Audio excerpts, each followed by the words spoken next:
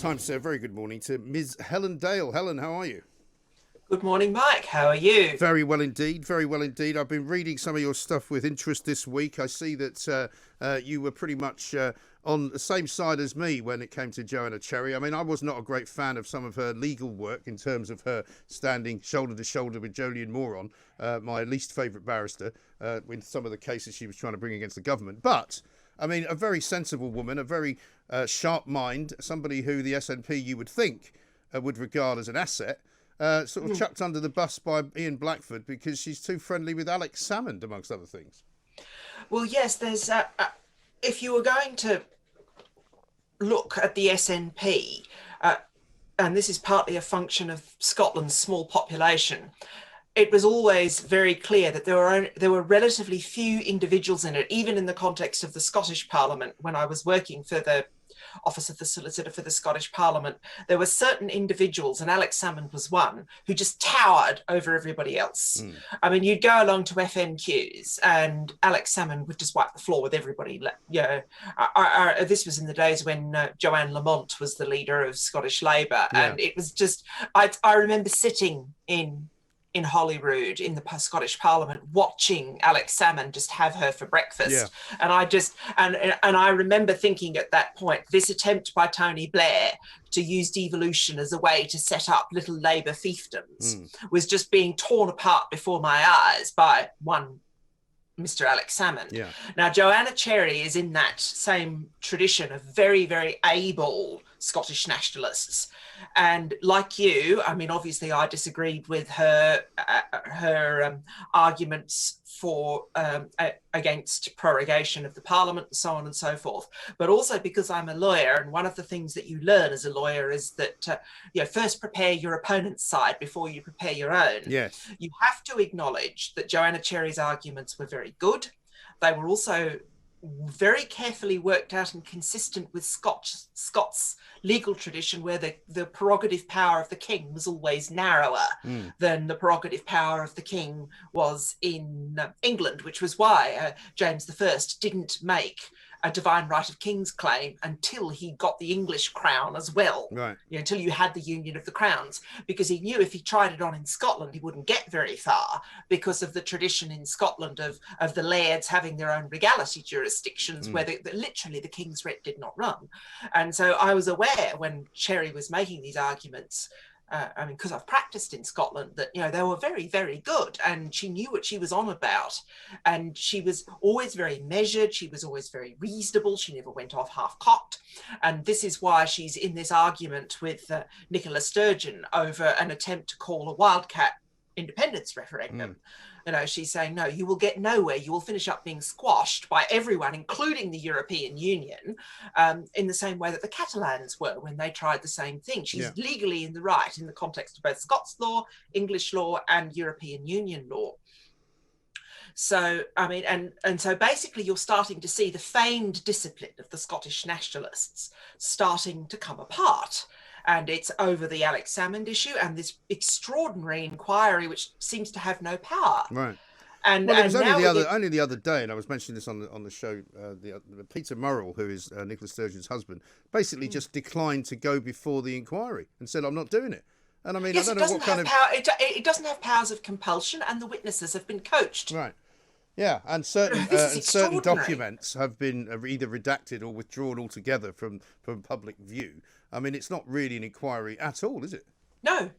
You know, it's toothless. You know, it's a toothless inquiry, and I mean, I can remember, and it was to the advantage of the SNP that when Alex Salmond was acquitted and he was giving a press conference out in front of the High Court of Justiciary in Edinburgh and telling all the journalists, because this was right at the beginning of the pandemic and people hadn't got used to the idea of social distancing, and I remember him saying, "You're putting yourselves in danger by standing so. I know you're trying to do your jobs, but you're putting yourselves in danger by standing so close to each other."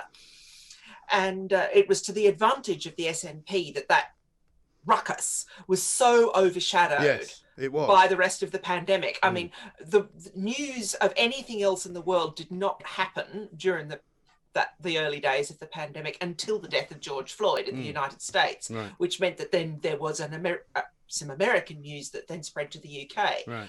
And so you've got three things going on with Joanna Cherry. You've got the support for Alex Salmond and the fact that she is extremely gifted compared to someone like Ian Blackford, who's just a bumptious loser. Yeah. I mean, he really is. He cannot speak for toffee. He's embarrassing. Well, his performance yesterday was laughable. You know, the idea it was just extraordinary. Sort of jumping up and down and getting more and more puce in the face and demanding to know whether Boris Johnson would agree with him that he was the worst Prime Minister that we'd ever had.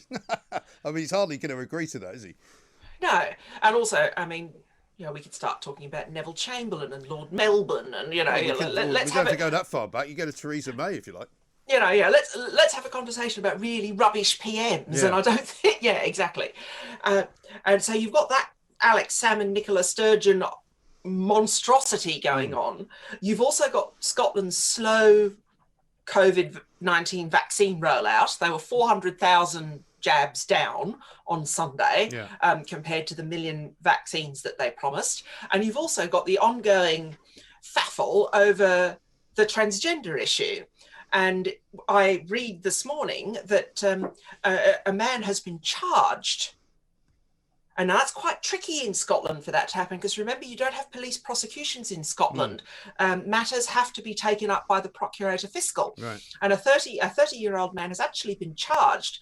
And I mean, having worked for a politician who got a lot of death threats because he annoyed people on both sides of the political spectrum.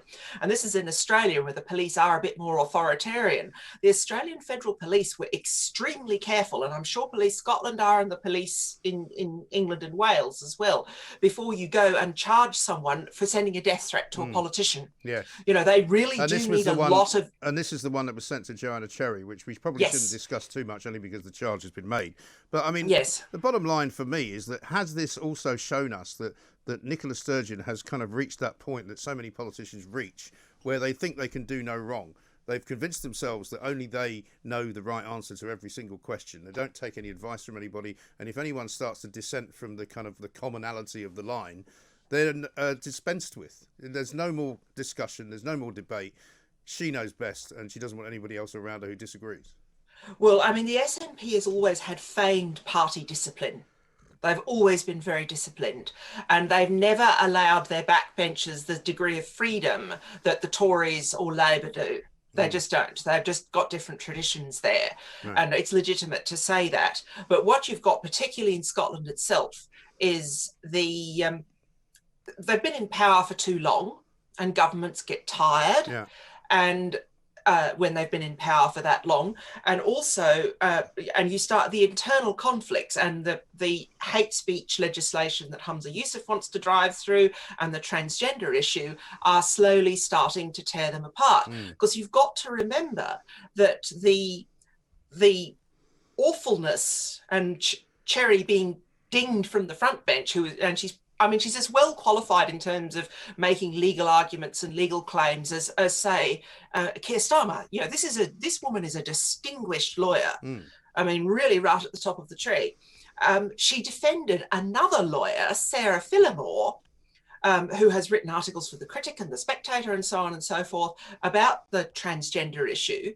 And Sarah Phillimore has been grossly defamed. Somehow, in addition to the claim about transphobia, they've managed to accuse her of being a Holocaust denier. And there's just nothing. There is no evidence anywhere. It's completely made up. But this is what goes on. I mean, Desmond Swain, who suffered at the hands of a sort of public mauling after his remarks were released by Angela Rayner as to whether he was a COVID denier and whether he was, had blood on his hands and all this. And he suddenly started getting accused of anti-Semitism. Nobody knows where that came from.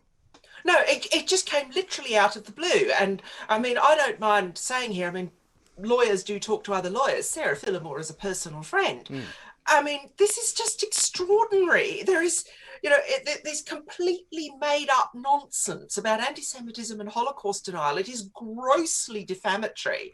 And what's made it even worse for Sarah Phillimore is because Twitter is just so broken. I mean, if there was ever an argument for taking a company into public ownership and then just shutting it down without compensation, Twitter is very close to it. Yeah. She'd been banned from Twitter for making a joke and she thinks it was based on misgendering, but she's not sure because Right. she's not been told, because nobody's ever told.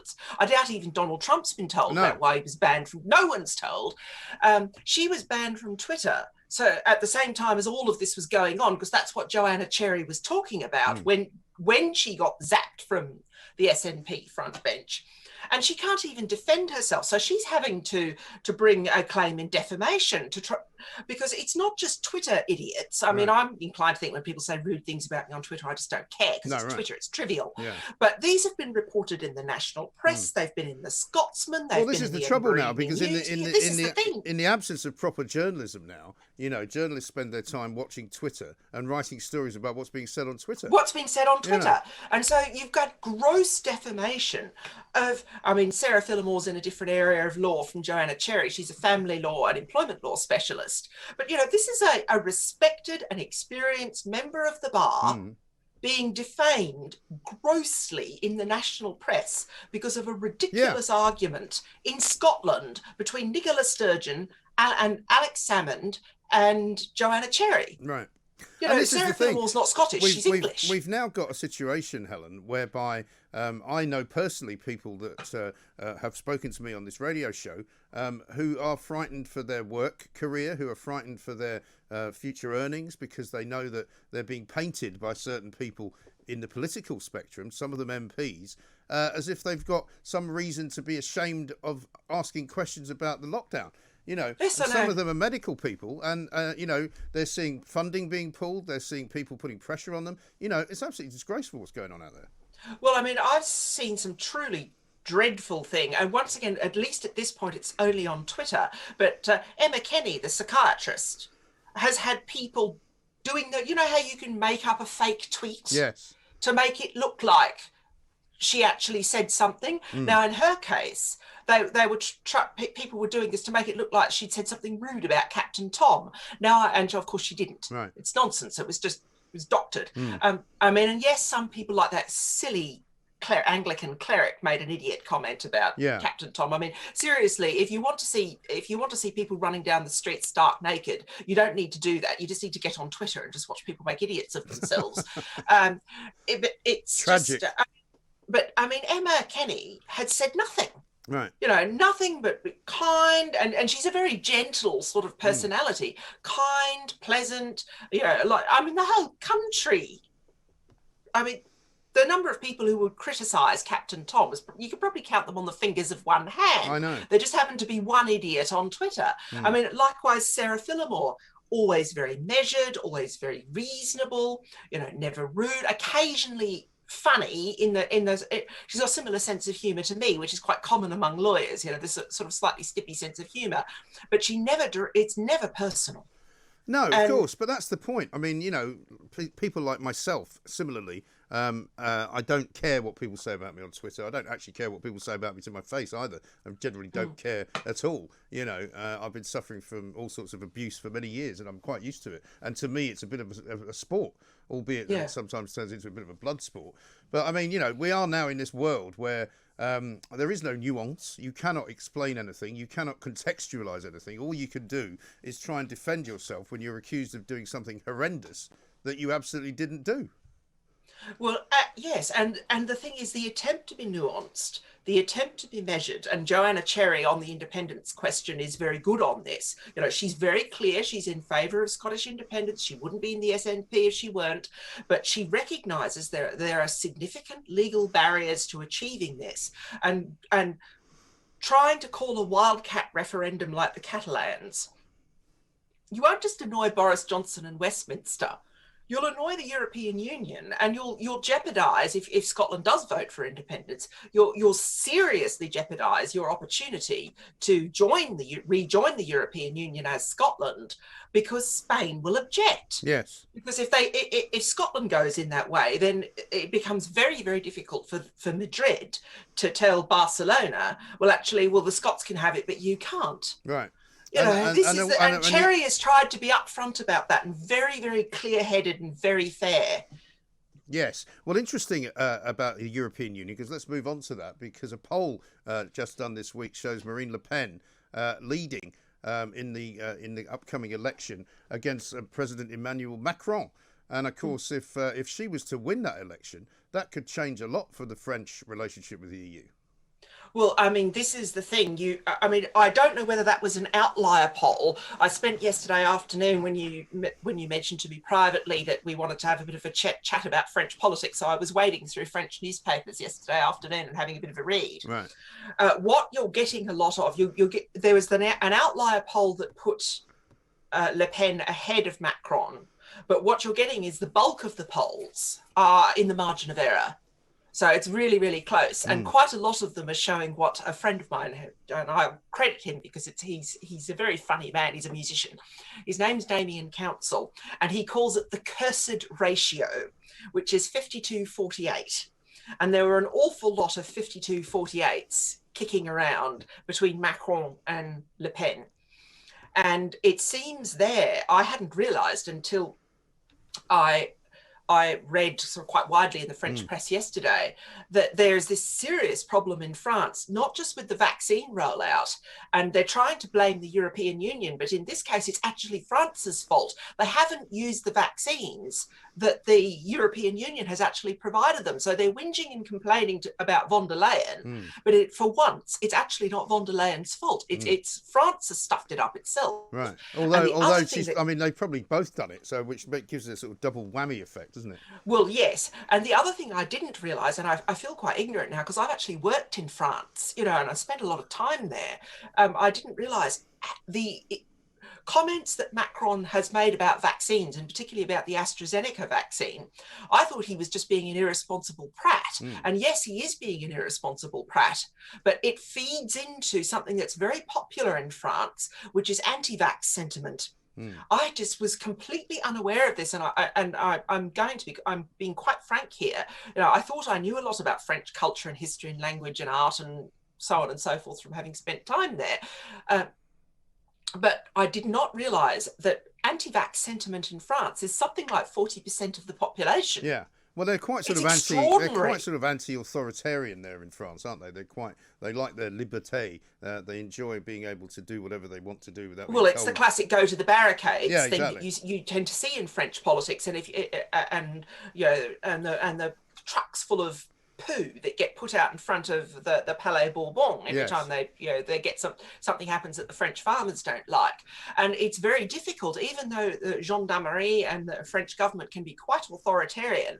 And I noticed the Economist's democracy index is describing the way lockdown has been imposed in France and the nastiness of it and the huge fines. They're actually describing France as a flawed democracy. It's not a proper democracy anymore because it's been so authoritarian. I think there's no question that Macron's in a bit of trouble here. But Helen, listen, we're out of time, unfortunately, so we've got to stop. But we'll talk some more, I'm sure, about the French election because it could be very, very key, not just for France, obviously, but for the EU itself. Because, of course, given what's happened over the fishing negotiations, it could well be that all parts of northern France and Normandy, where the fishermen live, will go against Macron as well because of what's happened and against the EU. And that could be real problems, not just for France, as I say, but for the EU if France decides to Frexit, as we've spoken about before.